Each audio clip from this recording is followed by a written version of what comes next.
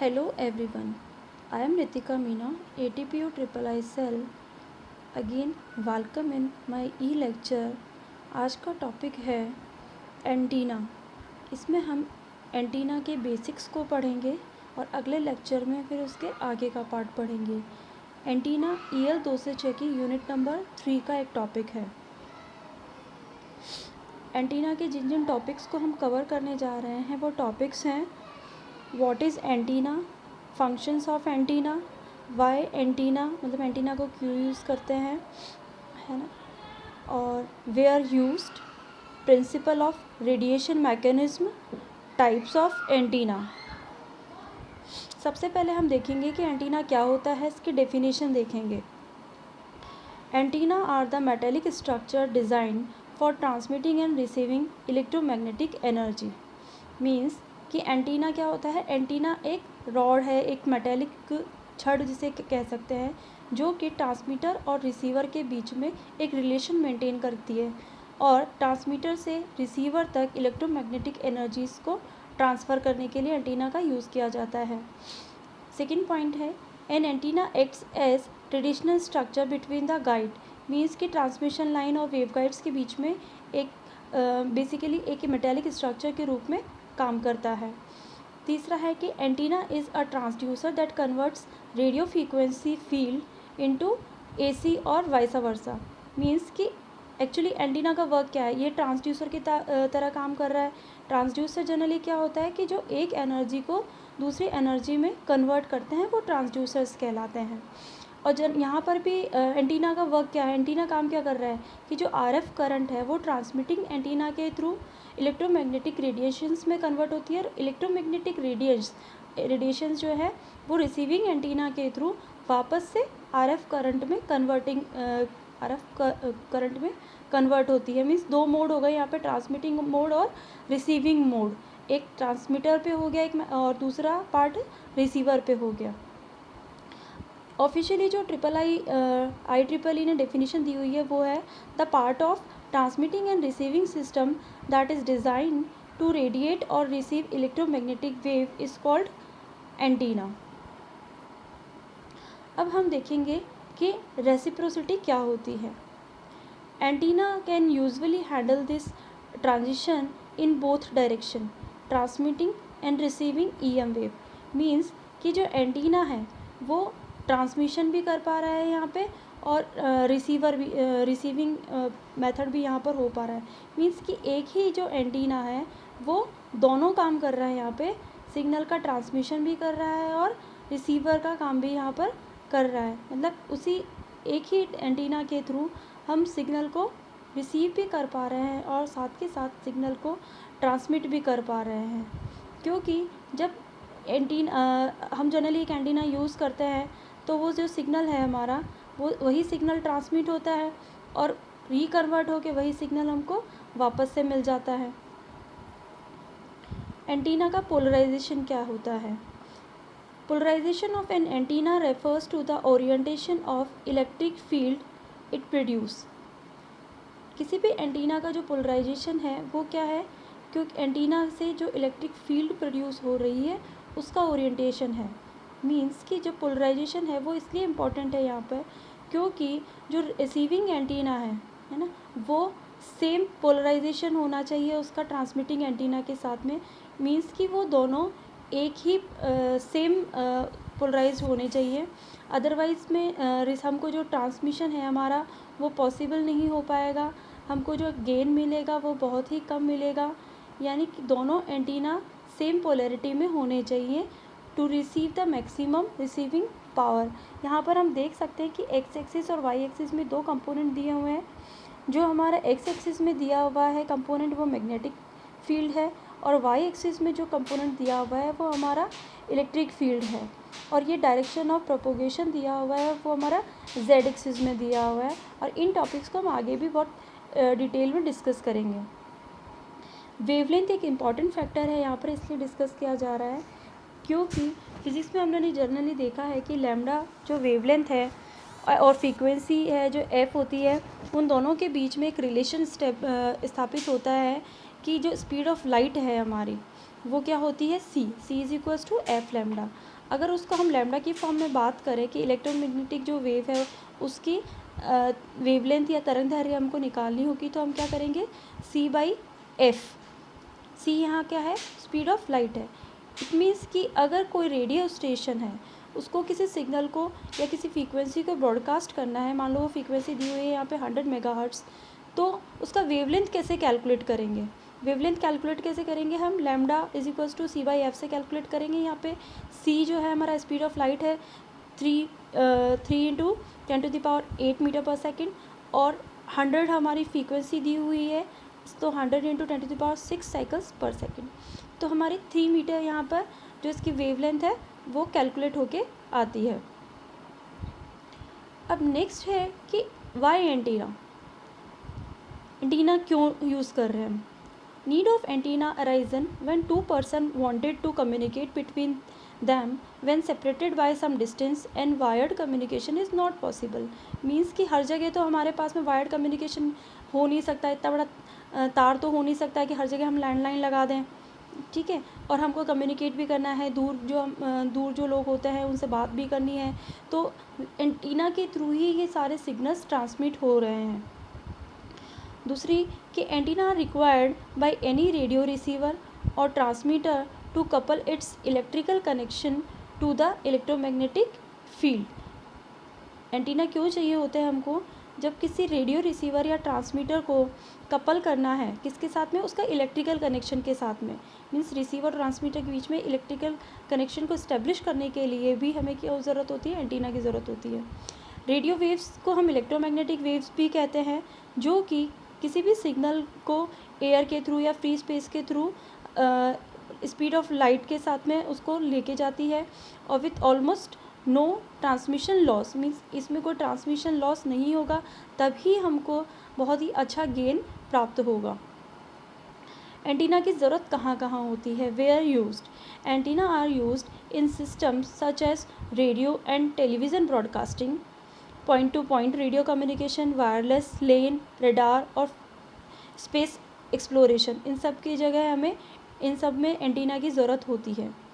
Antenna are most utilized in air and outer space, but can also be operated under water और even through soil and rock at certain frequency for short distance. Means कि antenna को हम हर जगह use कर सकते हैं। अब main जो चीज़ है इसका रेडिएशन मैकेनिज़्म की प्रिंसिपल क्या है, इसका किस मैकेनिज़्म पर ये वर्क करता है एंटीना।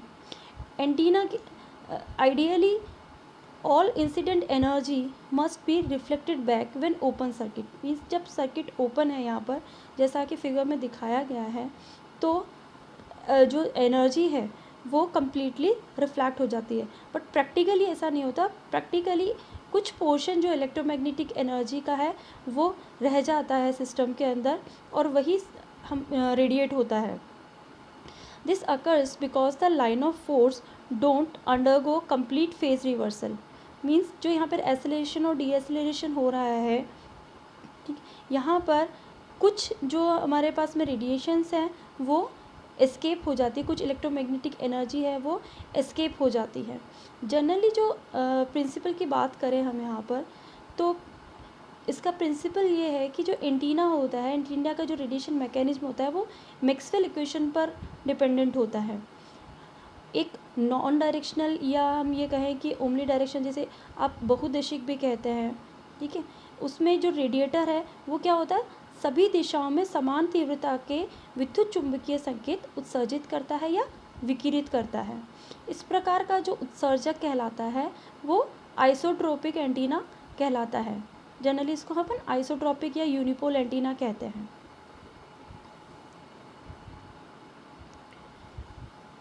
आगे देखते हैं हम, जो हमारी एस्केप्ड एनर्जी थी, है ना, वो बहुत ही कम होती है, and the escape energy is very small due to the mismatch between transmission line and surrounding space. Means कि जो ट्रांसमिशन लाइन है वो ओपन है यहाँ पर, ठीक है, उसके सराउंडिंग स्पेस और ट्रांसमिशन लाइन के बीच में मिसमैच है, क्योंकि दोनों ही क्या है, उनकी पोलैरिटी जो है वो अपोजिट है, तो वो कैंसिल आउट कर देती है जनरली, ठीक है। Also because two wires are too closer to each other, बहुत ही पास पास हैं ये वायर्स, जैसा कि हम फिगर में देख सकते हैं.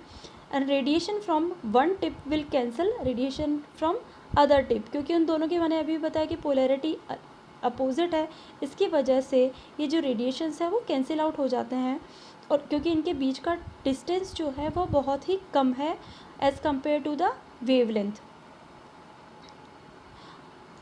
अब आगे है कि अब मैं इंक्रीज़ कैसे कर सकते हैं इसको, क्योंकि इसमें हमने ये तो देख लिया कि जो है हमारे एनर्जीज़ हैं वो वहीं पर एस्केप हो जाती हैं. तो इंक्रीज़ करने के लिए हमको जो ओपन सर्किट है उसको थोड़ा एनलार्ज करना होगा, उसको थोड़ा बड़ा करना होगा.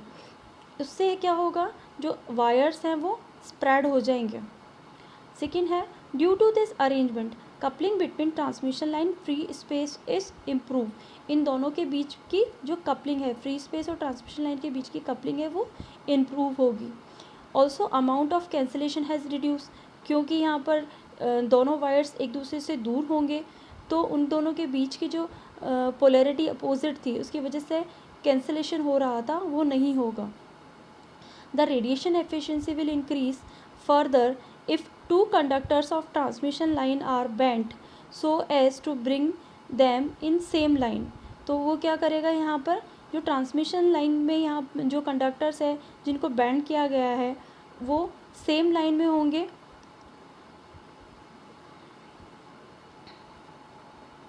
टाइप्स ऑफ एंटीना देखने से पहले हम थोड़ा सा डिटेल में जाते हैं यहाँ पर, जो कि इस स्लाइड में डिस्कस नहीं किया हुआ है, कि जो ओपन ट्रांसमिशन लाइन होती है ना, उसमें क्या होगा कि जो परावर्तन से जो भी उत्पन्न फॉरवर्ड या रिवर्स ट्रैवलिंग वेव्स होती है उनके कारण एक स्टैंडिंग वेव पैटर्न बनता है और ये पार्शली रिफ्लेक्ट हो जाता है, क्योंकि जो मैग्नेटिक फोर्स होती है, मैग्नेटिक फोर्स लाइन जो ओपन सर्किट की तरफ फॉरवर्ड होती है वो एक फेज रिवर्सल के कारण जो इसके अंदर परावर्तन है वो पूरा नहीं हो सकता, तो आंशिक रूप से होता है. इसीलिए क्या हो रहा है यहाँ पे कि जो रेडियो एनर्जी है उसका बहुत ही कम भाग क्या होता है वो बाहर की तरफ आगे आता है, जैसे मैंने बताया कि कुछ भाग उसके अंदर रह जाता है. और ये जो प्रोसेस है, इस प्रोसेस को हम इलेक्ट्रोमैग्नेटिक रेडिएशन कहते हैं. ट्रांसमिशन लाइन में जो ओपन लूप है उसको जो सिग्नल्स का जो वेवलेंथ है उसके इक्विवेलेंट जो पोर्शन है, इक्विवेलेंट रूप से उसको बड़ा करने पर जो उसकी रेडिएशन एफिशिएंसी है वो भी बढ़ जाती है. जैसा कि मैंने बताया कि इनको एक दूसरे से जब दूर कर दिया जाएगा तो उसकी रेडिएशन एफिशिएंसी बढ़ जाएगी. मीन्स जो ट्रांसमिशन लाइन का जो ओपन वाला पार्ट है, खुला वाला सिरा है ना, उस खुले वाले सिरे को उसकी थोड़ी सी लंबाई बढ़ाकर और उसको मोड़ दिया जाता है. उसको मोड़ने के कारण एक ये हाफ वेव एंटीना बन जाता है, इसको हाफ वेव एंटीना भी कहते हैं. और इसी की वजह से यहाँ पर क्या हो रहा है, जो रेडिएशन एफिशिएंसी है वो बढ़ जाती है. जो एंटीना की वर्किंग है, मेनली जो एंटीना की वर्किंग है वो भी यही कहती है कि ये क्या होता है, एंटीना जनरली ये डुअलिटी के प्रिंसिपल पर काम करता है.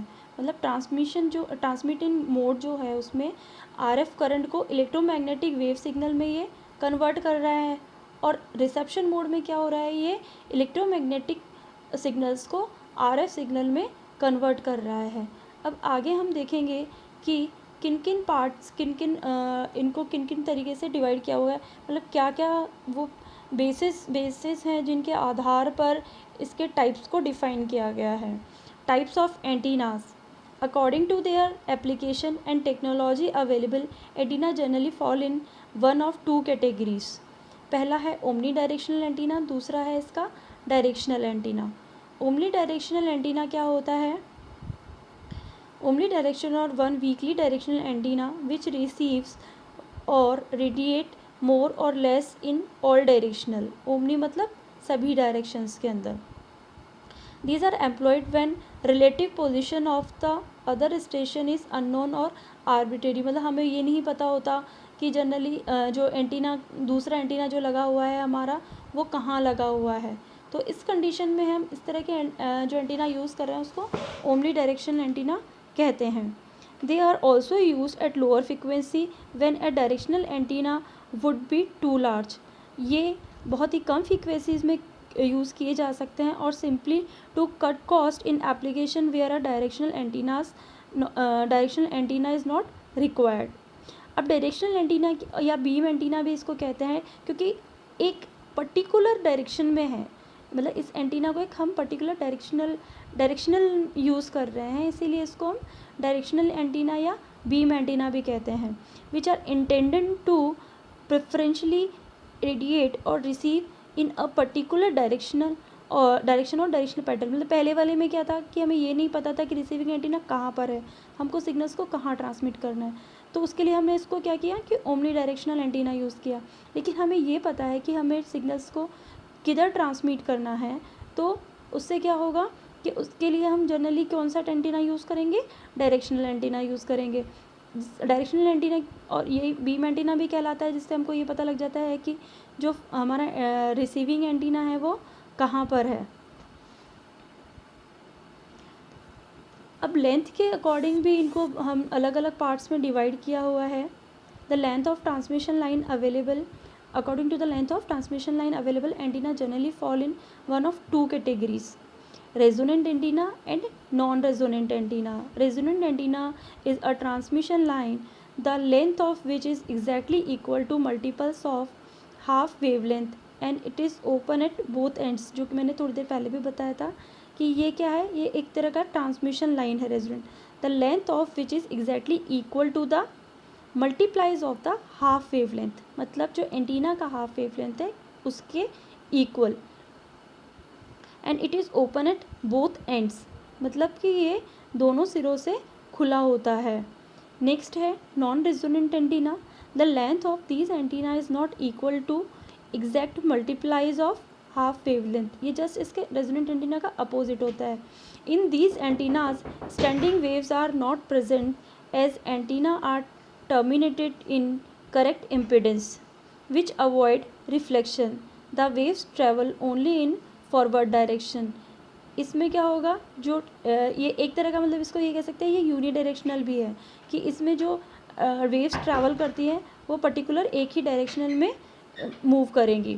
Thank you very much. आगे की स्लाइड्स में हम देखेंगे, आगे के लेक्चर में हम देखेंगे कि रेडिएशन पैटर्न क्या होता है एंटीना का। Thank you.